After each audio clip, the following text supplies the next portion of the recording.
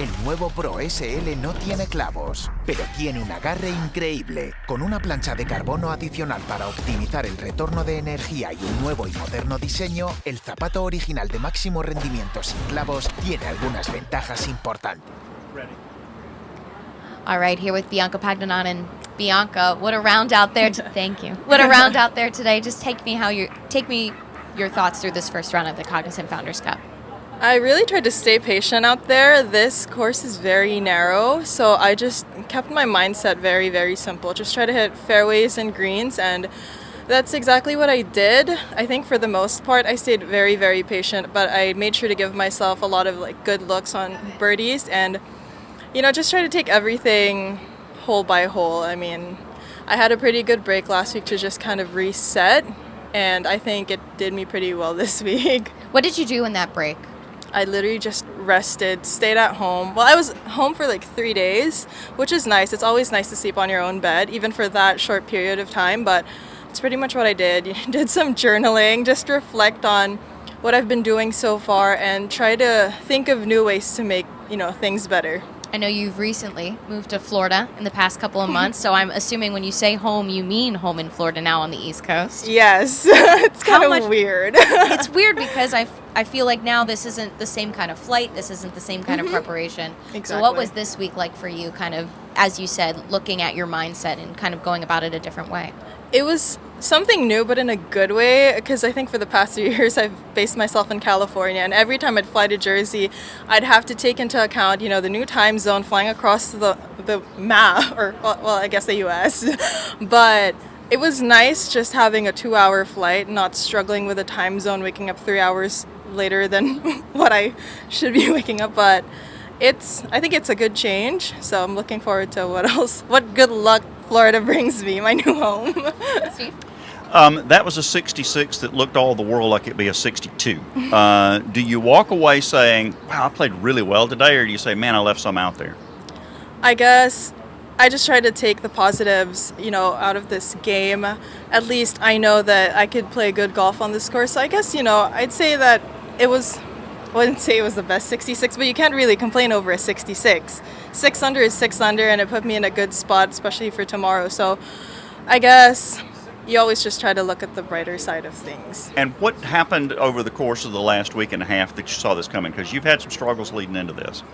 I guess, like I said, a reset was good. I've been struggling with tendonitis, so it's been tough trying to take a break, just because the only way to really kind of heal from this would be rest and just self-care, I would say.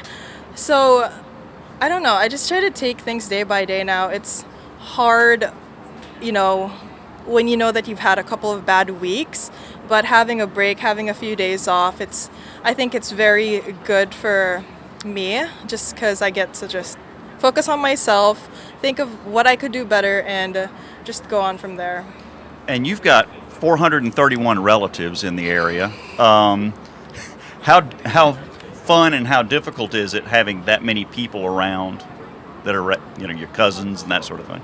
I think it's fun. I mean, for the past 2 nights, so I'm staying with my aunt, and for the past 3 nights, I've been having dinner with my cousins, and it's really nice because I don't really get to see them that often, especially with how busy my schedule gets. But I mean, I just moved to Florida, so I mean, it's a shorter flight, but I think especially during tournament weeks where it's going to be just stressful emotionally, mentally, and physically, it's nice to kind of have that break and see familiar faces.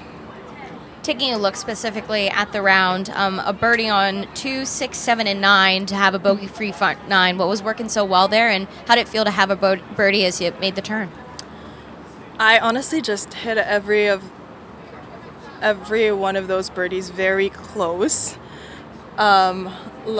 Like I mentioned earlier, I feel like I probably could have made more birdies, but I did try to capitalize on the shorter ones and just made sure that I got the job done on those. But I don't know, I just try to take everything hole by hole, and I think it's been working out pretty well. Kind of figured out a new way to kind of help myself out on the course, so I think it's been good. What's the new way? Kind of like, I don't know if I want to share it. I'm kind of shy. That's okay. But I think, because before this, my competitive round was the U.S. Open qualifier, and I tried to apply apply it there, and it worked very well. So heading into this week, I was like, okay, let's see if it works again. And I think it's done. I've been doing good. You talk a little bit about getting through to the U.S. Open. I know there was a playoff, I believe, as well. Yeah. I mean, to be able to get through to the U.S. Women's Open, how much was that kind of a momentum starter as you got here? You said a little bit earlier that when you got here, you said that you thought you could do well on this course. Was it just because you like this course, it brings out good game, or did that really kickstart some momentum for you? I could definitely say that the U.S. Open qualifier was a bit of a kickstart. I wasn't playing great leading up to that week. I was very, very stressed.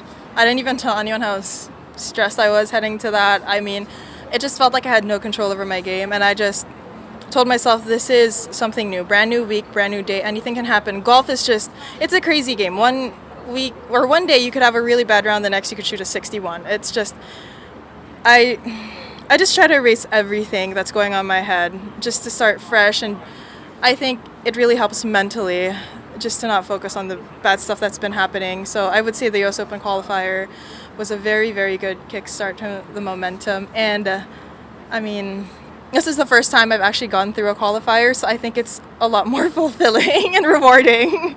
Absolutely. Before we go back to you real quick, I just want to take me through that eagle on number 12 today, the Aon Risk Reward hole. What was going so well for you there?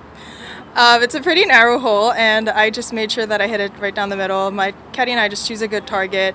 And I was like, just hit it. Honestly, I kind of treated it like a long par 4, maybe, I would say. But I mean, for today, I knew that I was hitting it good. So I just hit it a little bit right at center of the fairway. I had 150 in. I hit a 9-iron, I think I was like 15 feet maybe straight up the hill, and it was a pretty straight putt, so I was like, back of the cup, let's go. And I executed it well, and I made the eagle. I was like, let's go. Give myself a pat on the back. You were able to also reach 9 and reach 14 with an iron. Yeah. So and I don't think anybody else reached 9 today. So. I didn't think I could reach 9, honestly. I hit a draw on that hole, and I was like, okay, I mean, I'm in a pretty good spot. And during the practice round, my caddy and I already had that down as a 3-shot hole, especially with the water on the right, it gets pretty tight.